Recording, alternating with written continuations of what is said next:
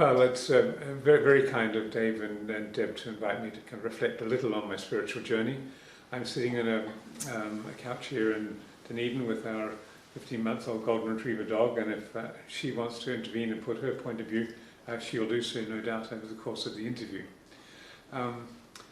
My spiritual journey really began in utero, or even maybe a little before. My grandfather on my mother's side was a Methodist minister, and my father was a Methodist minister. So I was a parson's kid in Methodist parsonages for many, many years. And that Methodism gave me a whole variety of different things. It gave me some sense of the importance of song and of solidarity and of being together with others, trying to make sense of a kind of a disordered and disorganized world. It also gave me a strong sense of a social gospel. Methodism's always had a social gospel right from its very inception in the Industrial Revolutionary time of England, when Charles and John Wesley were starting out the tradition. And it's been associated at different stages with Puritanism. My mother rejected that with her father, who was a bit of a severe Methodist, but she and her sisters and brother used to drink a little, smoke a little, and play cards, all of which were considered totally anathema to my grandfather. However, that was a good, I think, basis, good foundation for my own evolving spirituality. I've always been a little bit perplexed about, spiritual journey, because it strikes me that the Spirit reveals itself in whatever journey you happen to be on. If we believe that we're all children of God in some way, then that God is constantly offering opportunities and contexts within which we live, move, and have our human being. And for me, that's certainly been true. I've never felt that there's been a moment when I've been alone in the cosmos. And I think that's been a very rich learning for me. I was always tempted to become a Methodist minister, probably because of my genetic background. But then the Methodist Church wouldn't allow me to get married, and the Anglican Church did, so I actually became an Anglican ordained for ministry. And the Bishop of Wellington suggested that we get married as quickly as we could, and then I could go off to an English theological college, which is what I did. And we went to Ripon Hall in Oxford for a year after my doctoral thesis. But I discovered there that the Anglican Church in England wasn't the same as the inner city ministry in Wellington. It was much more bound by tradition, and it didn't have the same sort of social edge that the inner city ministry in St. Peter's Anglican Church had in Wellington. So I beat a hasty retreat from the theological college and took up a postdoc at the Institute of Commonwealth Studies. But then for our spirituality in Oxford, we went to Blackfriars, which is a Dominican monastery. And that was because that particular monastery had a very strong and active openness to people with disabilities and people of all faiths. And Herbert McCabe was the abbot, and he'd written a very, very powerful book on the sort of theology of love. So for a while in Oxford we were Catholics in name, even if we weren't converted. And then when we went to Hong Kong, we reverted to Anglicanism for a little while, but then we realized that the Anglicans in Hong Kong, especially at the cathedral, were really the colonial presence at prayer. So we beat a hasty retreat from that, and I reactivated a concern with Quakerism, which I'd had from Wellington days, when the Quaker Meeting House there had provided the Youth Campaign for Nuclear Disarmament with a place where we could have all our meetings and so forth, and where I got to know and love many Quaker friends. So in Hong Kong we became Quakers, attenders, and curiously we met in the Bishop's Chapel in Hong Kong, because there was no meeting house, and the Bishop, who was very favourably disposed towards Quakers, gave us the use of his chapel. And from there we came back to New Zealand, and once again we tried Anglicanism, and it still didn't seem to be answering our sort of spiritual needs, so we became long-term attenders at the Christchurch monthly meeting. And from there we did become members, and we went off to Geneva as Quaker reps at the Quaker United Nations office, and spent two happy years there, and probably would have stayed there had we not had children and a job and so forth to come back to. And that was also a very powerful learning experience for me, both in terms of politics but also in terms of spirituality, and realizing your spirituality in action. So that was a very important stage of our lives. And from there we came back to Christchurch, and then on different sabbaticals and so forth went to Singapore and University of East Anglia, and then Colorado, and in all those places, but we by and large found a home in the Quaker meeting. Although in Norwich, we ended up going back to the Anglican church there because they had a wonderful, beautiful choir at the Norwich Cathedral. So as you can tell, I've had a very checkered history in terms of formal religiosity, and but through it all, a kind of a long and continuing sense of spiritual ease with the true nature of what I think was the cosmos, which I think is a loving cosmos, a caring and a compassionate cosmos, even if bad things happen in it. So we went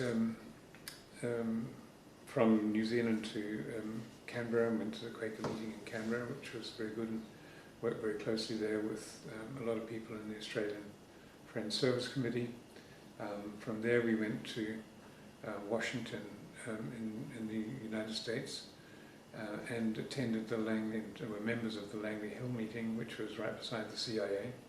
We actually had a member of the CIA in the meeting, which was always a little bit disconcerting, who was actually on the dirty trick side of the CIA, and he claimed that he could see no inconsistency between being a member of the CIA and being a member of the meeting, but that generated a kind of a very interesting dynamic within the meeting about, how to open ourselves to somebody who was actually involved in very often in really quite dark actions against other governments and peoples, and how to kind of maintain an openness to him as a person in the meeting, even though sometimes he used to come to meeting in camouflage fatigue.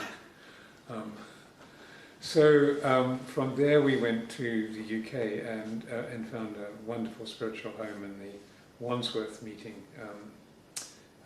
in Wandsworth, just by the town hall.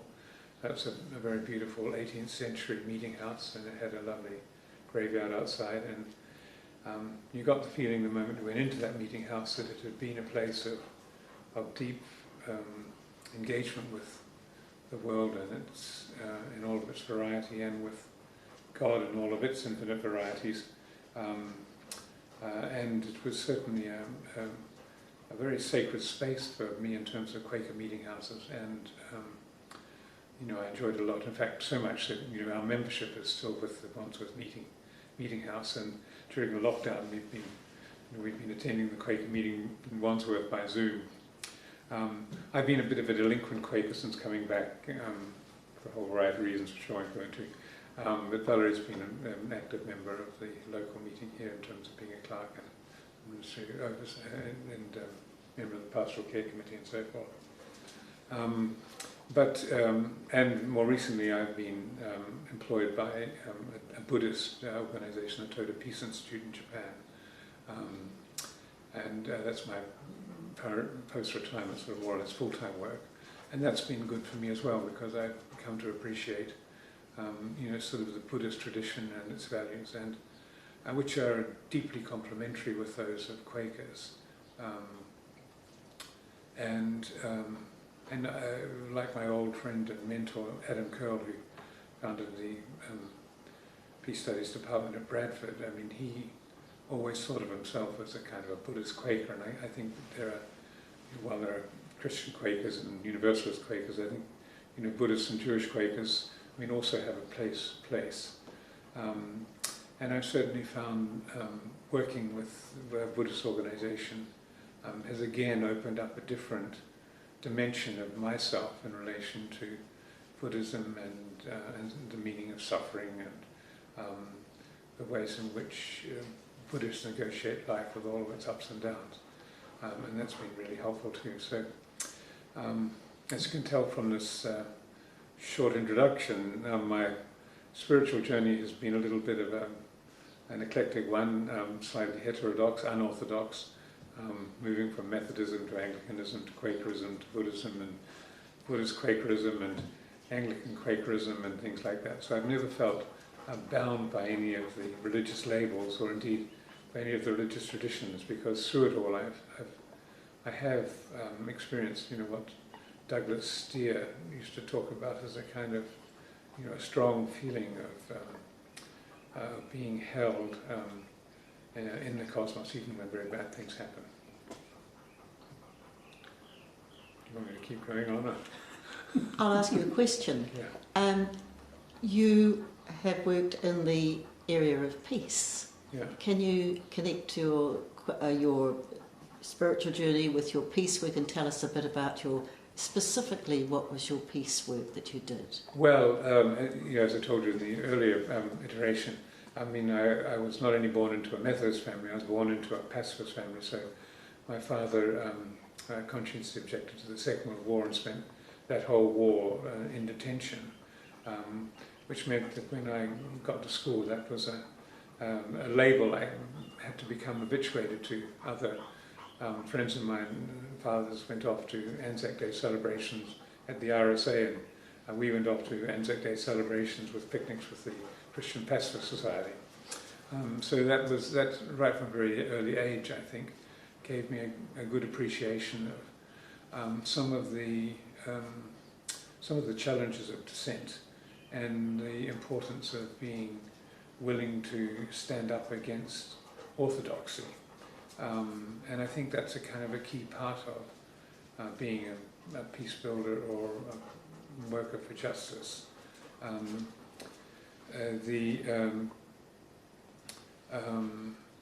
I've had many experiences of that. For example, I'm chairing the Baxter Trust right now, which is trying to develop a national memorial in honour of Archie Baxter and all the other conscience objectors in New Zealand. And even for that rather sort of symbolic stand, I've encountered lots of resistance from people who think there's absolutely no point in commemorating conscience objectors when we are living in a country where we should be full-blooded honourers of the flag and patriots. So even there, I kind of had a sense of what it means to be in a minority. But as you know from most of my career, I've been fairly willing to embrace unpopular causes. So I was in the youth campaign for nuclear disarmament from the age of 13 onwards. And that was a very unpopular cause in New Zealand at the time because we were deeply wedded to extended deterrence, and Sir John Marshall, the former national member of Parliament, used to say that he could sleep easy in his bed at night knowing the Americans would defend us, and he liked to think that the Americans would sleep easy in their beds knowing that we would come to their defence. So that whole notion of deterrent strategies was something which we opposed right from the very beginning, and I think with a good deal of justification. And that anti-nuclear stance from then, has continued right throughout my whole life, during the period of nuclear-free New Zealand and afterwards. So I think that's been one piece of it. We were active opponents to the Vietnam War and active members of the Committee on Vietnam in Wellington during that period. I've also been a very active civil libertarian, and I think that's also been, an outcome of religious faith, because a key element of civil liberties is to make sure that you protect the right of everybody to believe whatever they want to believe, and to pursue that belief in whatever way they think appropriate. And that, that's not a taken for granted.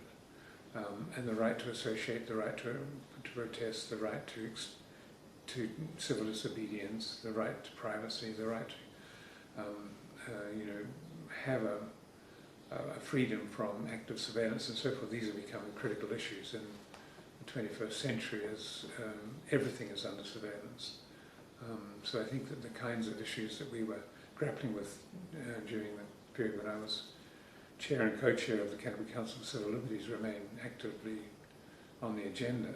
I mean, it astonishes me to think that when they were trying to put up surveillance cameras around the four corners of Christchurch, there was great uproar because people were worried about what was going to happen to the photographs of people driving by in the middle of the night and so forth, and there was a big concern about privacy.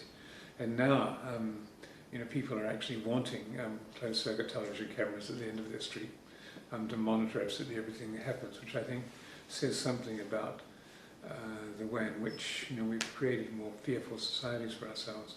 So civil liberties was another one, but then I coupled that with working on development issues. So we had, as a university, we had that 1% Action for International Development, and we worked very closely with Corso and Oxfam and so forth as well, to try and remove the root causes and structural sources of conflict and violence.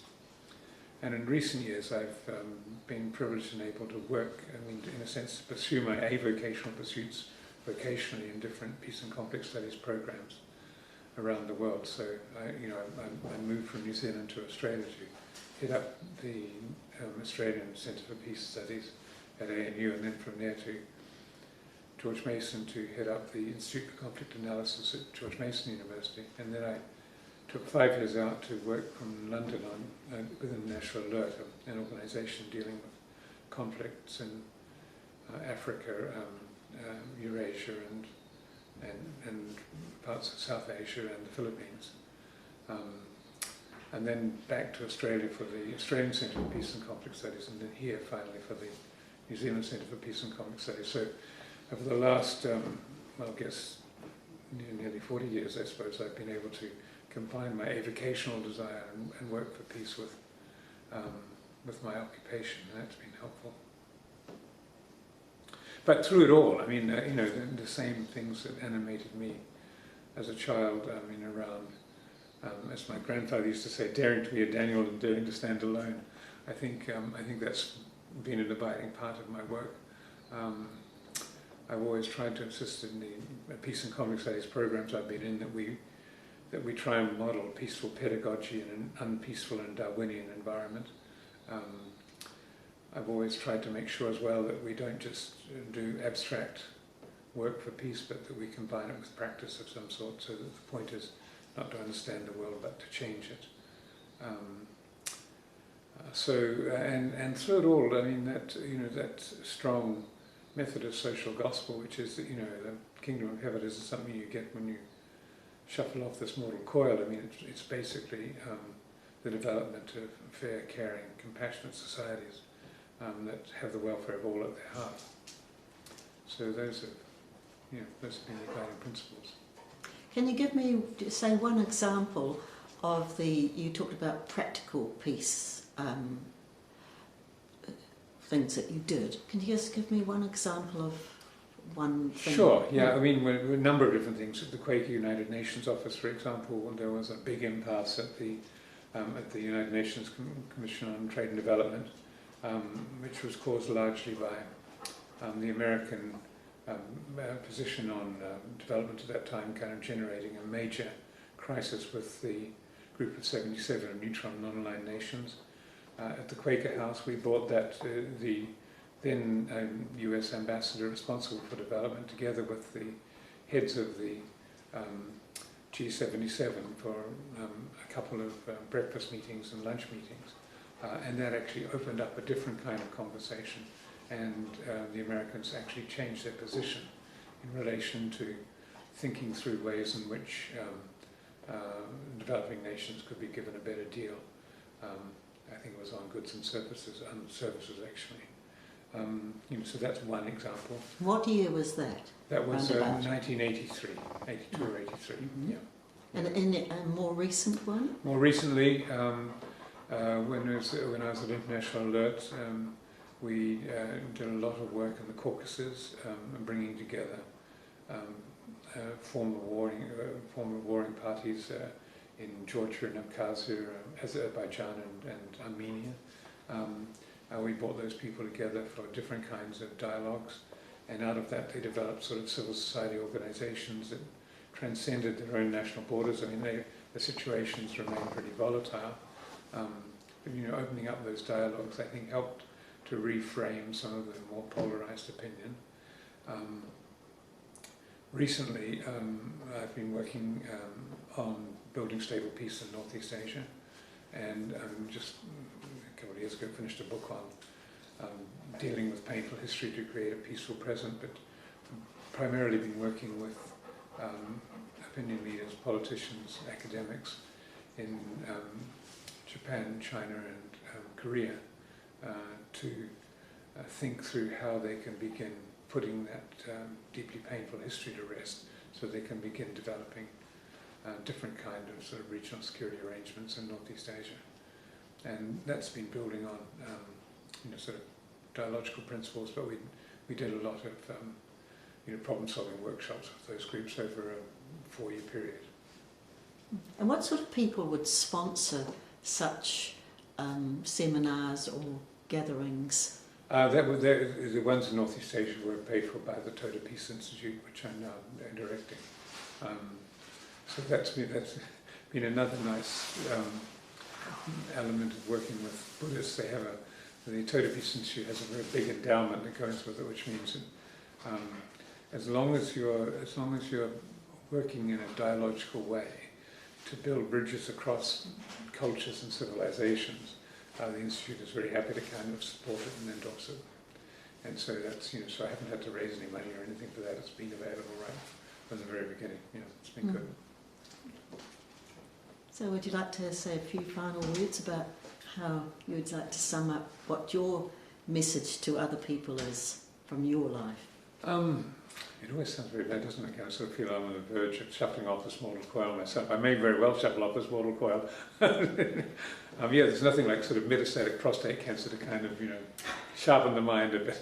But I think what it's done, in addition to kind of living on good drugs which are available right now, one of the things it has done is I think it's given me a better appreciation of the value of really kind of endorsing life and living life, as it's dealt you in all of its different forms, and so that's why I think that when I think back to things I said at the very beginning, in all the situations I think that I've been in, there's always a kind of an opportunity to begin discerning, in Quaker parlance, the God within another, or that which deserves respect in another, even if it's challenging at times, and know that if you can access that deeper source of concern in the other, it will be reciprocated. There'll be a recognition that you are reaching out across your mutual vulnerabilities to something that ties you in a grander context, I suppose, in that whole context of life and death and what does it all mean. Thank you very much.